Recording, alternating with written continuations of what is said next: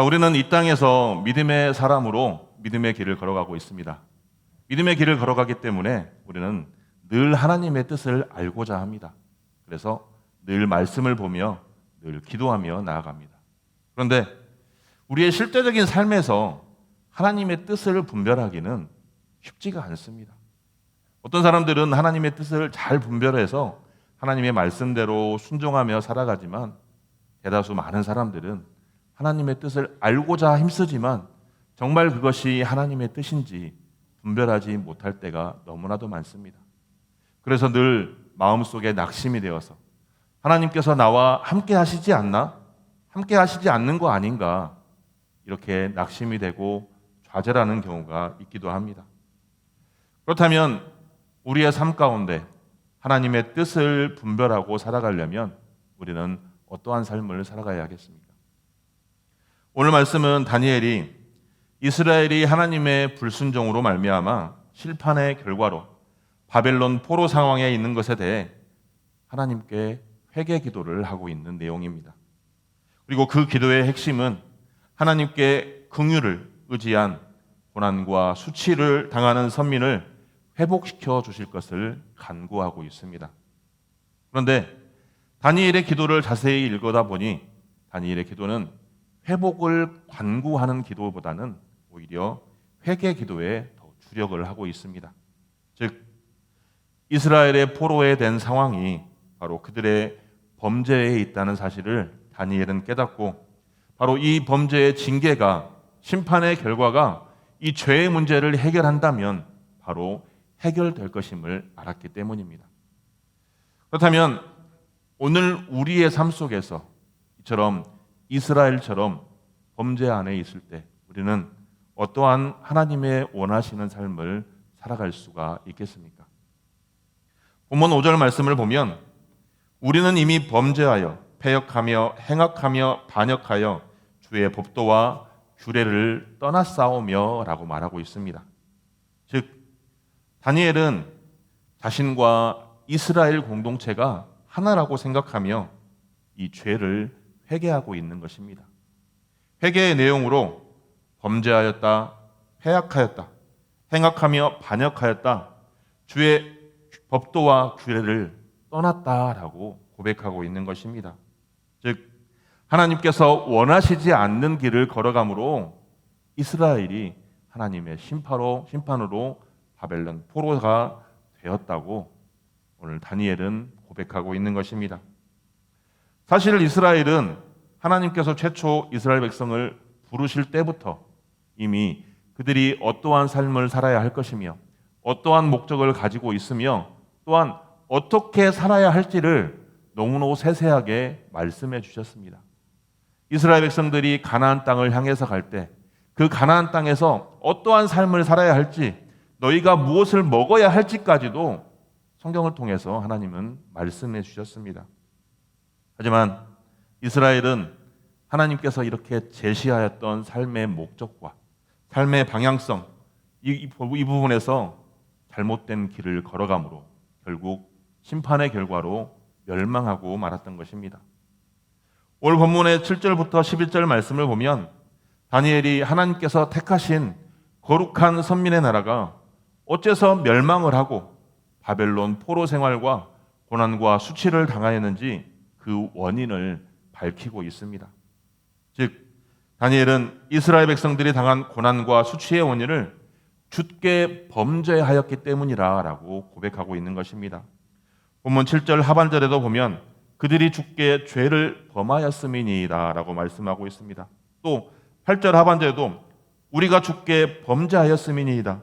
9절 하반절에도 우리가 주께 패역하였사오니, 즉 이스라엘의 범죄로 말미암아 그들은 바벨론 포로 상황의 고난과 수치를 당하게 되었다고 고백하고 있는 것입니다. 그러면서 다니엘은 결국 하나님 앞에 무릎 꿇고 회개 기도를 하고 있는 것입니다.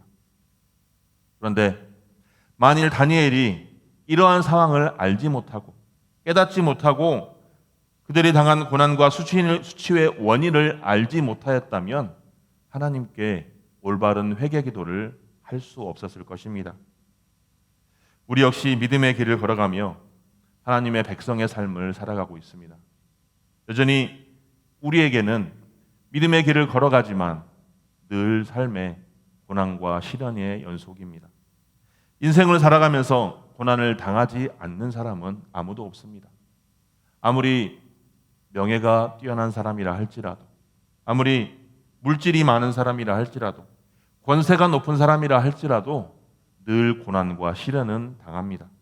그리고 그 고난의 이유와 원인은 저마다 다릅니다. 삶 가운데 문제가 발생하였을 때 그 문제를 해결하기 위해서는 문제의 원인을 파악해야 됩니다. 고난 또한 마찬가지입니다. 고난이 내게 닥쳤을 때 그 고난의 원인을 알아야 최상의 해결점을 찾을 수가 있는 것입니다.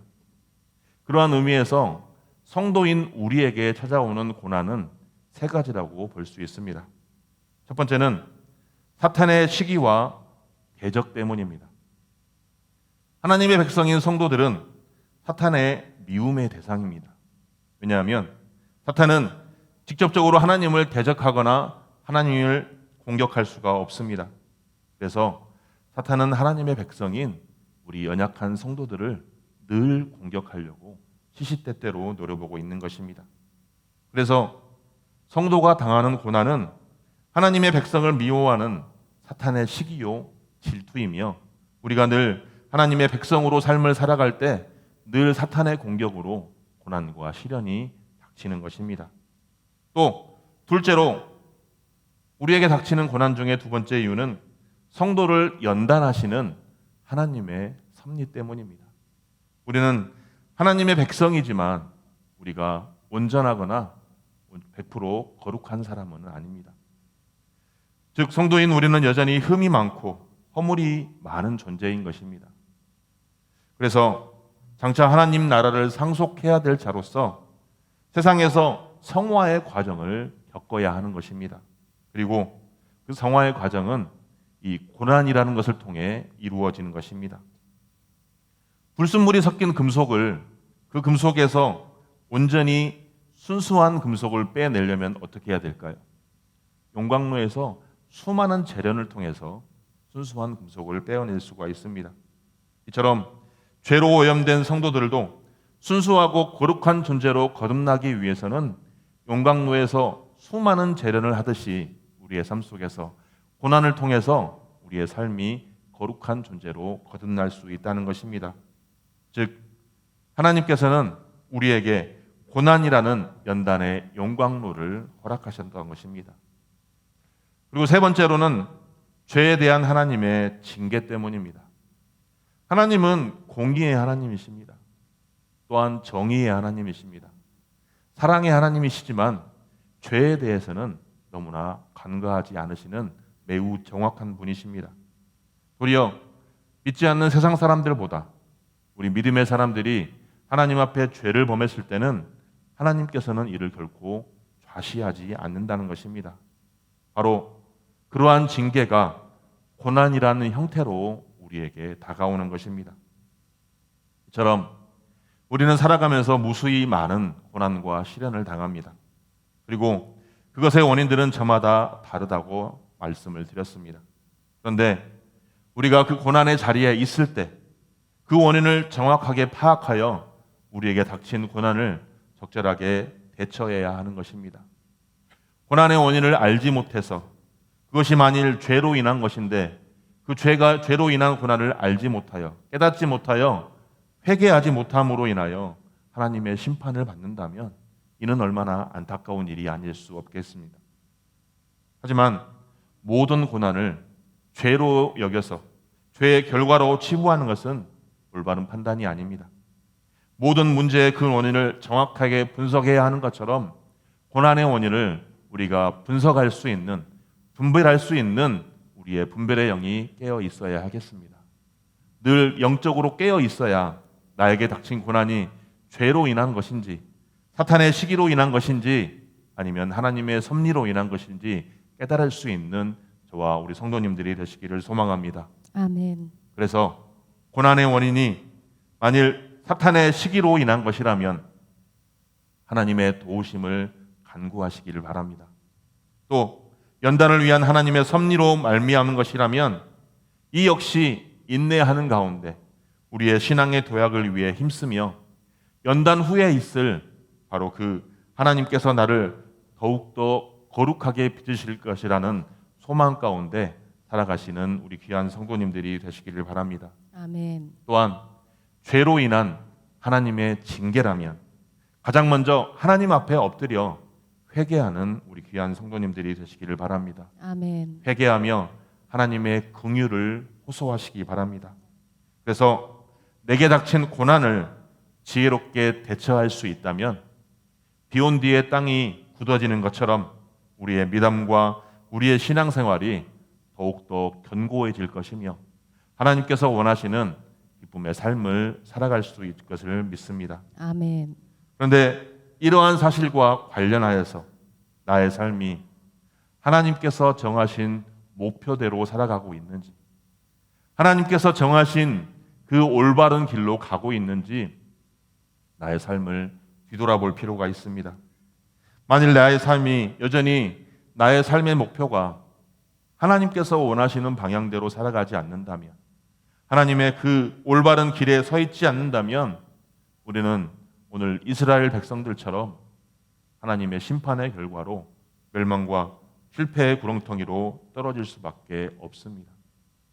하나님께서 모세의 율법에 기록된 모든 재앙을 이스라엘에 쏟아부으신 이유가 무엇이겠습니까? 바로 이스라엘이 범죄하였기 때문이며 그 범죄로 인한 회개를 촉구하셨기 때문입니다. 즉 이스라엘 사람들이, 이스라엘 백성들이 회개하기를 바라셨던 것입니다. 그런데 이스라엘 백성들은 어떠했습니까? 그들에게 재앙이 닥쳐 있을 때 그들의 삶은 어떠했습니까? 다니엘은 이에 대하여 우리는 우리의 죄악을 떠나고 주의 진리를 깨달아 우리 하나님 여호와의 얼굴을 기쁘게 하지 아니하였다라고 말씀하고 있습니다. 본문 13절 말씀입니다. 그런데 오늘 이 말씀을 다시 한번 살펴보면 우리는 이스라엘 백성의 모습과 반대로 참 회개로 인정할 수 있는 실천적인 행위를 발견할 수가 있는 것입니다. 다시 한번 본문 13절 말씀 함께 읽어보겠습니다. 본문 13절입니다. 시작. 모세의 율법에 기록된 대로 이 모든 재앙이 이미 우리에게 내렸사오나 우리는 우리의 죄악을 떠나고 주의 진리를 깨달아 우리 하나님 여호와의 얼굴을 기쁘게 하지 아니하였나이다. 아멘. 네. 여기에서 보면 죄악에서 떠난다라고 말하고 있습니다. 즉 참 회개로 인정받을 수 있는 실천적인 행위의 첫 번째가 죄악에서 떠나는 것입니다. 회개의 실천적인 가장 큰 목적입니다. 아무리 내가 입술로 죄를 자백하고 회개 기도를 하고 하나님께서 용서한다고 하지만 여전히 죄악 속에 살아간다면 이는 참된 회개라고 할 수 없습니다. 즉 회개는 돌이킴을 의미합니다. 죄악의 길에서 돌이켜서 하나님께로 향하여 나아가는 것이 참된 회개입니다. 그러면 참된 회개에 이르려면 반드시 우리는 죄악의 길에서 떠나야 하는 것입니다. 죄악된 장소에서 떠나야 하는 것입니다. 세상 가운데 죄악 속에 있다면 빨리 떠나서 하나님의 성전인 이곳으로 돌아와야 하는 것입니다. 죄악의 자리에 그대로 머물러 있다면 아무리 입술로 죄를 자백하고 아무리 입술로 죄를 회개한다고 하지만 진정한 회개가 아닌 외식적인 회개일 뿐이며 결과적으로 하나님과 자신을 기만하는 행위가 되는 것입니다. 또 13절 두 번째 말씀으로 보면 주의 진리를 구하며 깨닫는 것입니다. 사람이 죄의 길로 행하는 주의 원인 중에 하나는 하나님의 진리를 깨닫지 못하기 때문입니다. 진리를 깨닫지 못하기 때문에 진리가 무엇인지 모르기 때문에 여전히 죄악된 길을 걸어가고 있는 것입니다. 그러므로 회개를 하고 죄의 길을 떠난 사람은 하나님의 말씀으로 하나님의 진리로 채워져야 하는 것입니다. 아멘. 내 안에 죄성이 온전히 없어졌을 때 그 안에 무엇으로 채워져야겠습니까? 하나님의 말씀으로 채워져야 다시 죄악된 길로 걸어가지 않는 것입니다. 하나님의 말씀을 통하여 나를 향한 하나님의 뜻이 무엇인지 분별하고 그 하나님의 말씀의 뜻이 무엇인지 분별하였으니 그러한 삶을 살아가야 하는 것입니다. 그것이 바로 참된 회개의 길인 것입니다. 그리고 셋째는 하나님 여호와의 얼굴을 기쁘시게 하는 것입니다. 하나님께서 우리에게 요구하는 것이 무엇입니까? 바로 우리의 삶을 통해서 하나님을 기쁘시게 하는 것입니다. 하나님께 영광 돌리는 삶을 살아가는 것을 하나님께서는 원하신다는 것입니다. 하나님께서 인간을 창조하신 목적이 무엇이겠습니까? 소일이 문답 1문에 보면 사람이 살아가는 최고의 목적으로 바로 하나님을 영화롭게 하고 그분을 즐겁게 하는 것이라고 말하고 있습니다. 또 고린도전서 10장 31절 말씀에도 보면 그런즉 너희가 먹든지 마시든지 무엇을 하든지 다 하나님의 영광을 위하여 하라라고 말씀하고 있습니다. 우리의 삶 속에서 나의 유익과 나의 만족보다 나의 쾌락보다 하나님의 영광을 위하여 먼저 살아가시는 우리 귀한 성도님들이 되시기를 바랍니다. 아멘. 하나님의 영광을 구하는 삶을 살아갈 때 하나님을 기쁘시게 할 수 있으며 이것이 바로 참된 회개의 마지막 길임을 우리가 기억해야겠습니다. 그래서 이 참된 회개를 통해서 내 삶이 변화가 되는 것이며 내 삶이 변화를 통해서 하나님의 뜻을 이루어 갈 수 있는 것입니다. 이것이 바로 진정한 회개의 삶이며 적극적으로 하나님께서 원하시는 삶을 살아가는 것입니다. 하나님께서 창조하신 최초의 인간 아담이 왜 범죄에 빠져들었겠습니까? 그토록 경건한 삶을 살았던 다윗조차도 한순간 방심하여서 죄악의 길을 걸었습니다. 그토록 지혜롭던 솔로몬조차도 방심하여 이방 우상을 끌어들였고 하나님의 진노를 사는 일들을 행하였습니다. 이러한 것들이 무엇이겠습니까? 바로 하나님께서 무엇을 원하는지 깨닫지 못하고 진리를 알지 못하고 하나님께서 기뻐하는 삶을 살기보다 내가 원하는 삶, 내 마음대로 내 뜻대로 행하는 삶을 살았기 때문입니다. 우리 사랑하는 성도 여러분, 오늘 나의 삶을 뒤돌아보시기 바랍니다. 지금까지 나의 삶은 하나님께서 원하시는 삶을 살아가고 있는지, 하나님께서 원하시는 방향대로 살아가고 있는지 나의 삶을 뒤돌아보시고 회개하시는 오늘이 되기를 소망합니다. 아멘. 혹 그릇된 길로 치우쳐 있거나 하나님께서 원하시는 방향대로 살아가지 못했다라면 지금 이 순간 옷을 찢으며 회개하는 삶을, 회개하는 기도를 드리시는 우리 모두가 되기를 소망합니다. 아멘. 다니엘처럼 즉시 회개를 기도함으로 내 삶이 하나님께서 원하시는 삶을 살아가는 저와 성도님들의 삶이 되기를 소망합니다. 아멘. 근데 우리의 이러한 인생의 모든 문제, 우리의 인생의 모든 고난, 이러한 시련들, 그런 것들은 바로 하나님과의 나와의 관계가 어긋나 있기 때문입니다. 본문 16절과 19절입니다. 다 같이 한번 읽겠습니다. 시작. 주여 구하옵나니 주는 주의 공의를 따라 주의 분노를 주의 성 예루살렘 주의 거룩한 산에서 떠나게 하옵소서. 이는 우리의 죄와 우리 조상들의 죄악으로 말미암아 예루살렘과 주의 백성이 사면에 있는 자들에게 수치를 당함이니이다.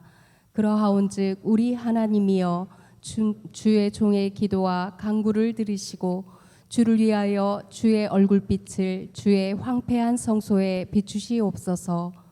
나의 하나님이여 귀를 기울여 들으시며 눈을 떠서 우리의 황폐한 상황과 주의 이름으로 일컫는 성을 보옵소서.